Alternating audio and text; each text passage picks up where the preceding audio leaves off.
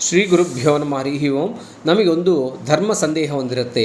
ನಮ್ಮ ಹೆಂಡತಿ ಅಂದರೆ ನಮ್ಮ ಸಂಗಾತಿ ಯಾವುದರಲ್ಲಿ ಬಲಗಡೆಗಿರಬೇಕಾ ಎಡಗಡೆಗಿರಬೇಕಾ ಅಂತ ಒಂದು ಸಂಶಯ ಇರುತ್ತೆ. ಇಲ್ಲಿ ಸರ್ವೇಷು ಧರ್ಮಕಾರ್ಯೇಷು ಪತ್ನಿ ದಕ್ಷತಃ ಸದಾ ವಿಪ್ರಪಾದ ಕ್ಷಾಲನೇತು ಅಭಿಷೇಕೇತು ವಾಮತಃ ಅಂತ ನಮ್ಮ ಧರ್ಮಶಾಸ್ತ್ರ ಹೇಳ್ತದೆ. ಎಲ್ಲ ಧರ್ಮ ಕಾರ್ಯಗಳಲ್ಲಿ ಹೆಂಡತಿಯು ಗಂಡನ ಬಲಗಡೆಗೆ ಇರಬೇಕು ಅಂತ.